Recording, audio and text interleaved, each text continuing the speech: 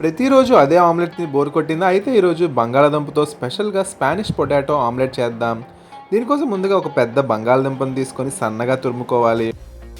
ఇప్పుడు ఈ తురుమును కొద్దిసేపు నీళ్ళలో నానబెట్టండి. ఇలా చేయడం ద్వారా అదనపు స్టార్చ్ బయటకు వచ్చి ఆమ్లెట్ మరింత క్రిస్పీగా వస్తుంది. కొద్దిసేపటి తర్వాత నీళ్లు పూర్తిగా వంపేసి ఒక శుభ్రమైన గుడ్డతో తుడిచి బంగాళాదుంపలో ఉన్న తేమను తొలగించండి.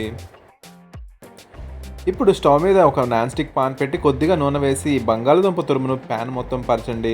లో ఫ్లేమ్ పై నెమ్మదిగా ఉడికించండి. లో ఫ్లేమ్లో ఉడికితేనే కింద బాగా క్రిస్పీగా వస్తుంది.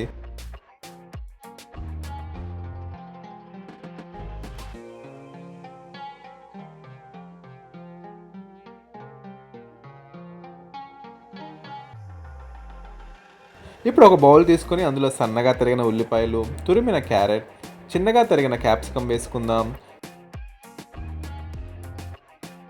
ఇప్పుడు తగినంత ఉప్పు, కొద్దిగా పసుపు, కొద్దిగా కారం కూడా వేసి బాగా కలుపుకుందాం.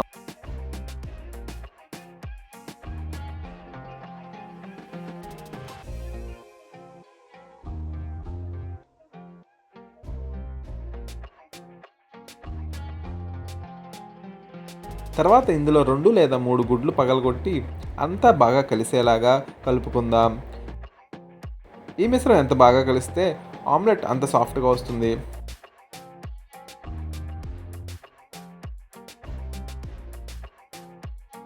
ఇప్పుడు ప్యాన్లో ఉన్న బంగాళదుంప తురుము మీద కొద్దిగా ఉప్పు చల్లుకుందాం. ఆ తర్వాత సిద్ధం చేసుకున్న ఈ కోడిగుడ్డు మిశ్రమాన్ని నెమ్మదిగా బంగాళదుంప మీద సమంగా పోసుకుందాం.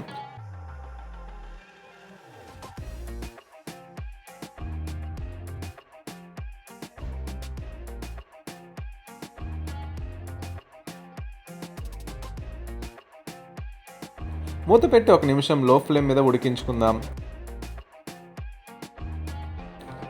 కింద భాగం బాగా సెట్ అయిన తర్వాత జాగ్రత్తగా తిప్పి మరోవైపు కూడా ఉడికించుకుందాం.